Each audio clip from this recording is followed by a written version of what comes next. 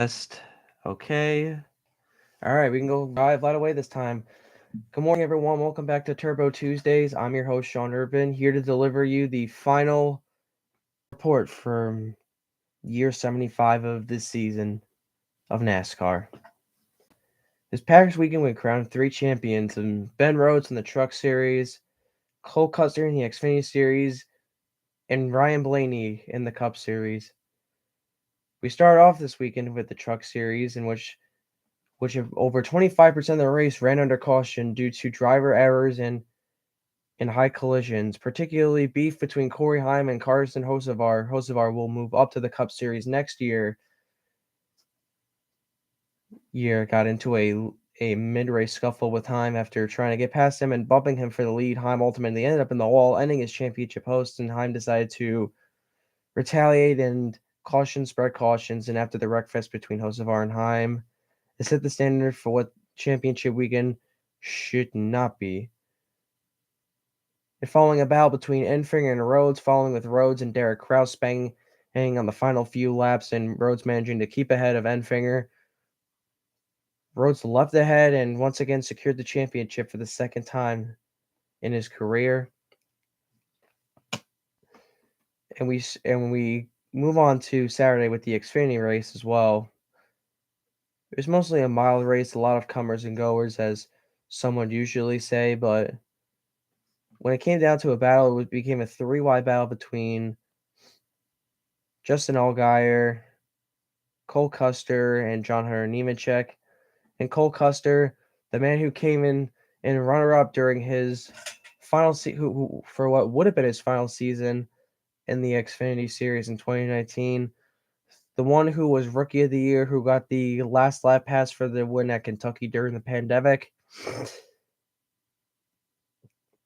and the driver who was ultimately replaced by Ryan Preece, proved to the world that he belonged with NASCAR's elite and drove his 004 to victory lane and to the championship. And for finally Sunday, where the NASCAR season concluded, we ended it off with the Cup boys: Ryan Blaney, William Byron, Kyle Larson, and Christopher Bell completed our championship four after Byron held off Hamlin on points for most of the laps at Martinsville, and that was enough to lock himself into the championship four.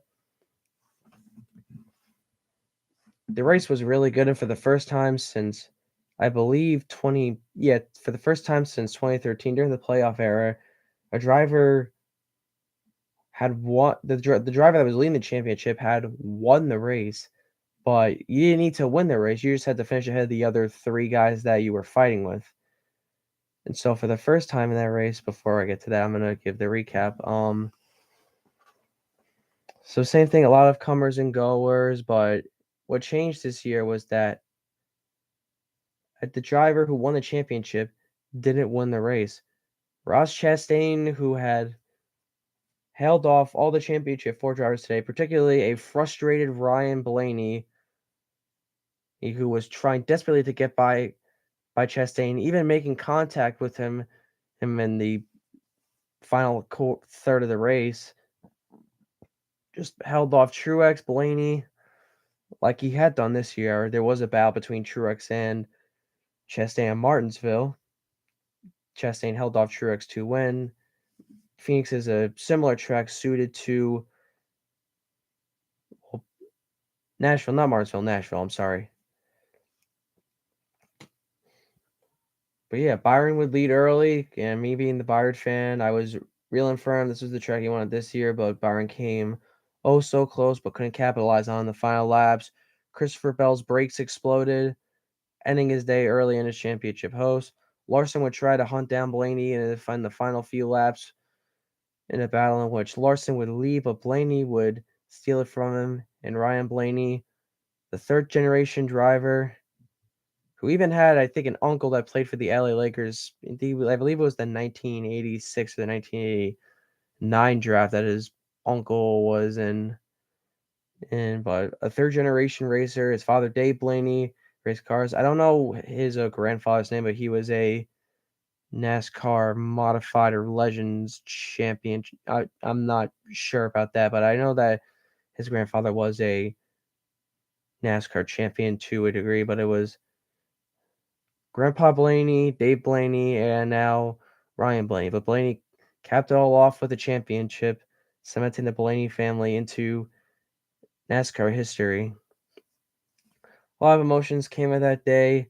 Kevin Harvick raced his final race in the NASCAR Cup Series, and the sun set on NASCAR's 75th year, a year filled with controversy, a lot of great moments, new evolutions in racing, and I'll touch on a couple of those.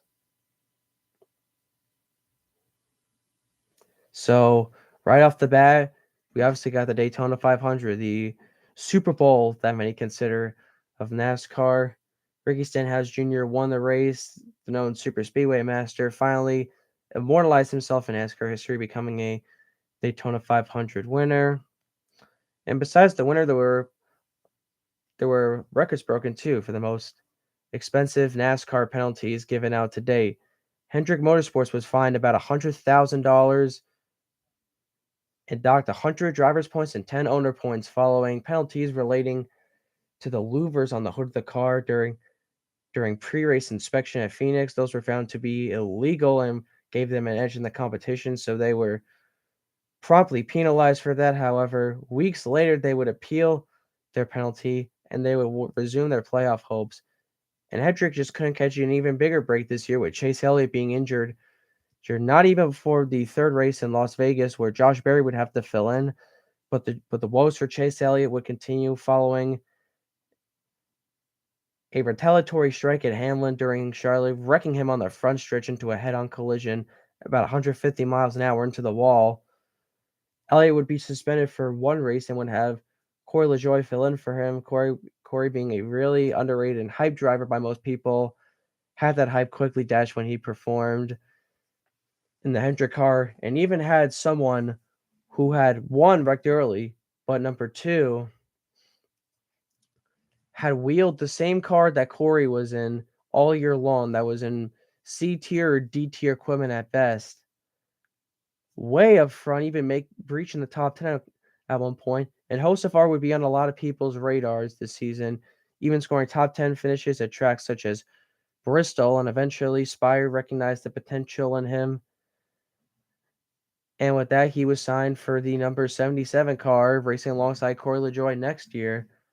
Speaking of Spire deals, Chevrolet got Zane Smith back. Zane Smith, after being let go from GMS at the end of the 2020 or 2021 season, would race for Front Row Motorsports and David Gilliland Motorsports in the Truck Series, and will make some starts this year in Cup for Front Row Motorsports and for Rick Ware Racing, filling in for a indefinitely suspended Cody Ware.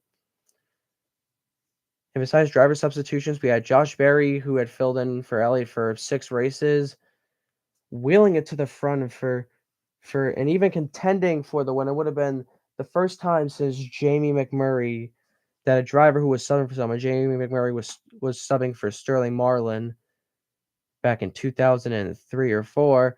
But Berry this year at Richmond fought up front with Larson for the win. Berry is a known short track driver, races for JRM or raced for Junior Motorsports in the Cup Series.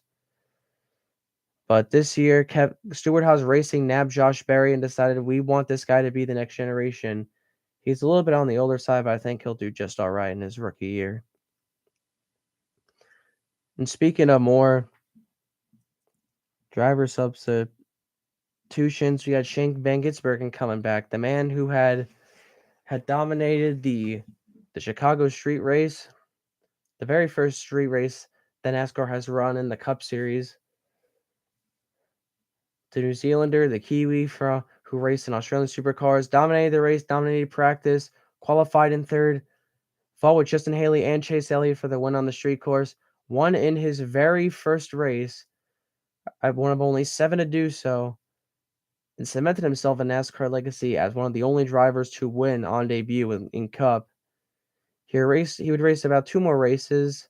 I believe it was one more at the Indianapolis Road Course, and then one more at, I think, IRP. Yeah, he raced at IRP for the Truck Series just to get a feel for the ovals, which would tell an even longer story because Van Gisbergen would be confirmed to be running part-time in the Cup Series. It would run part-time on ovals as well in the trucks. Well, Zane Smith would also take over the majority of the rides. Is Project 91 dead? I don't think so, because I know that they're going to get more drivers in. Raikkonen hasn't said anything on the radar yet, but that's yet to tell. And what changes are we going to see next year? Well, Harvick's gone. Eric Almirola announced that he's retiring from full-time racing after this season, but I think we all know that the family man just wants to be with his family, and I think that he'll be hanging up the helmet for good. Now, more changes we got. Kyle Busch Motorsports will not be here next year. KBM operations were sold to Spire Motorsports following the end of the season, and Spire will continue to develop their truck series. GMS Racing, originally it was known as Petty GMS Racing in 2022. The GMS Racing will shut down at the end of the season due to the manufacturer change with Legacy Motor Club, which was originally Petty GMS. Legacy will be switching from Chevrolets to Toyotas, and that leaves GMS in a tough spot. So GMS closed its doors following the race at Phoenix. All their equipment, I'm not sure who bought it or where it will go, or whether they'll just sell off their assets for money, but they're going to set their full attention to their Cup Series program now. And then finally, the biggest of them all, Kevin Harvick's gone. One of the last drivers who had something to do with Earnhardt, the one who took over his car, the one who wheeled it to Atlanta in an inch-breaking finish with Jeff Gordon in 2001. Happy Harvick, the closer, hung up his helmet, recognized the story was over for him, and passed his helmet along onto Josh Berry. Who will be in leadership at Stewart-Haas? We don't know. But what we do know for sure is that with the amount of tracks, with some of the feedback that NASCAR has learned over the past couple of weeks, that I hope to God that they will implement, that NASCAR will go on stronger next year in year 76. The year of it's going to be cringe, but the year of the 76ers is what the Cup Series will be. Following 75, some storylines that can go in this year. William Byron, who made his first championship 4 appearance, will look to follow up that momentum. Kyle Larson will continue to fight for his championship in 2024 and for the Indy 500 as well this year. Ryan Blaney will look to fiercely defend his title, and Christopher Bell will once again look to redeem himself following a early elimination from the championship after a brake failure. So what's going to happen now that the season's over?